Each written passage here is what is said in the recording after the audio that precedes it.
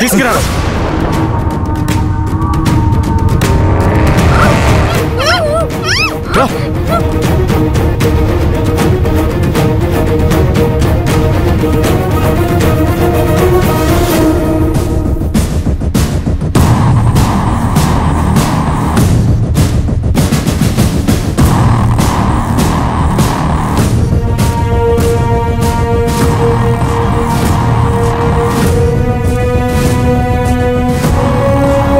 ఏమయ్యారు?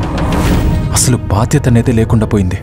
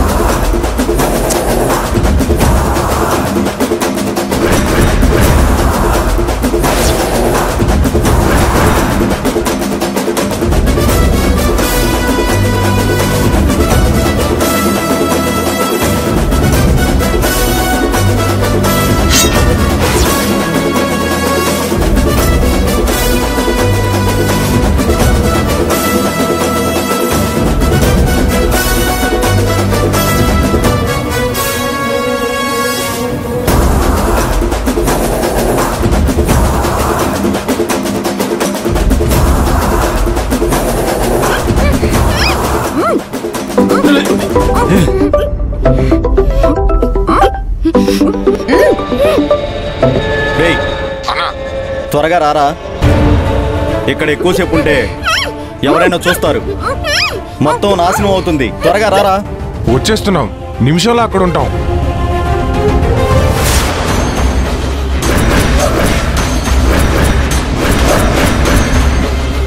నేను ఇంతలా చెప్తున్నా మీకెవరికి అర్థం కావడం లేదా? అసలు వినపట్టం లేదా? మీరు చెయ్యాలనుకున్నది దైవ కార్యమే కాదన్ను, కానీ అలాంటి దైవ కార్యంలో ఎవరిని ఇన్వాల్వ్ చేస్తున్నామనేది చాలా ఇంపార్టెంట్.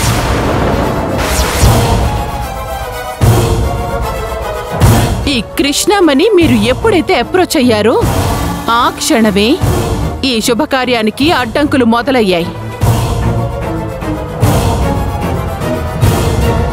మీరు ఎంత ఎదురు చూసినా ఈ కళ్యాణం జరగదు.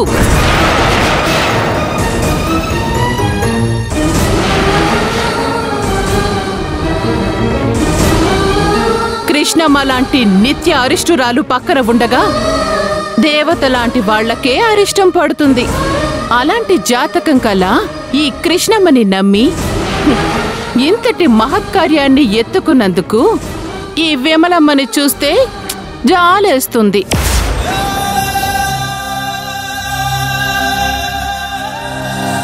మనసులో వంకర ఆలోచనలతో ఉండే ఈ కృష్ణమ్మ బయటికి మాత్రం తనే ఒక దేవతల బిల్డప్ ఇస్తూ ఉంటుంది.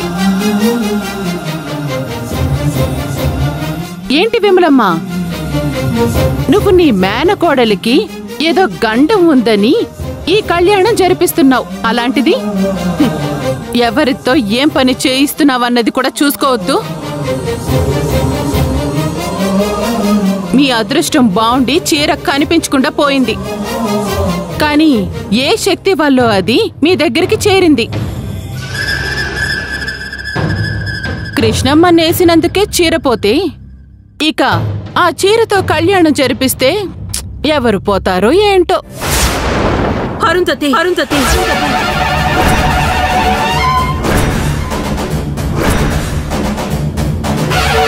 ఇంకొక మాట నీ నోటి నుంచొస్తే క్షమించను.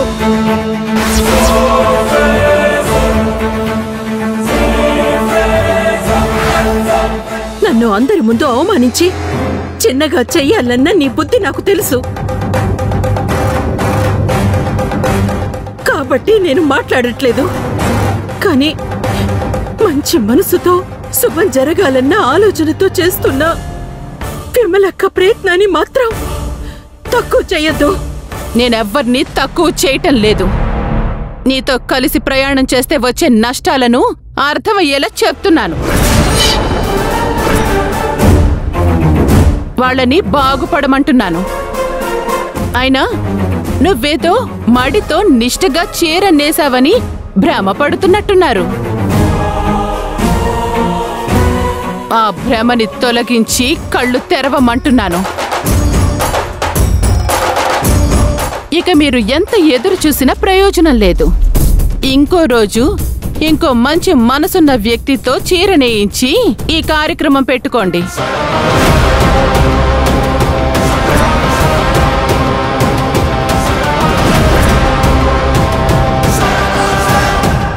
ఇక బయలుదేరండి.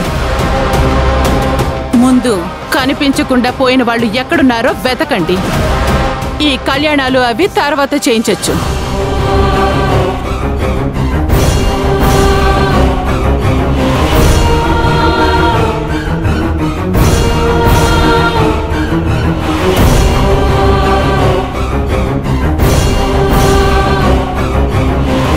ఏంటమ్మా ఇది? ఎందుకు నాకు ఈ పరీక్ష?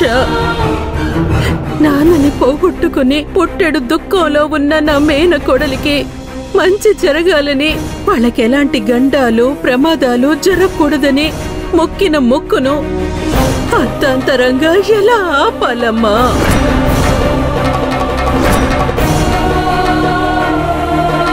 ఇప్పుడు నేనేం చెయ్యాలి? మాట చెప్పకుండా అడుగు బయట పెట్టని నా మేనకోడలు ఎక్కడికి పోయింది? ఎక్కడ ఉంది? నువ్వే దిక్కని నమ్మాను. నీ కళ్యాణం అంగరంగ వైభవంగా జరిపించాలని ఎంతగానో తాపత్రయపడ్డాను. అలాంటిది ఒకదాని తర్వాత ఇంకొకటి సమస్యలు వస్తూనే ఉన్నాయి.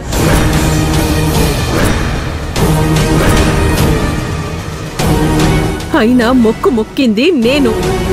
ఏదైనా పూజలో పొరపాటు జరిగితే ఆ శిక్ష నాకు విధించుగాని అబన్ శుభం తెలియని అమ్మాయికురాలైన నా మేనకోడలికి ఏం కాకుండా చూడమ్మా.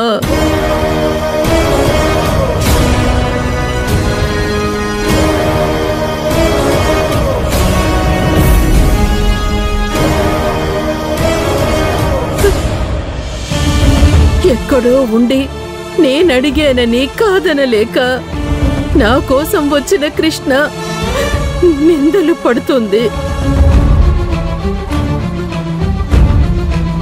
తన కూతురు కనిపించకుండా పోయింది. దయచేసి వాళ్ళు ఎక్కడున్నా క్షేమంగా వచ్చేలా చూడమ్మా.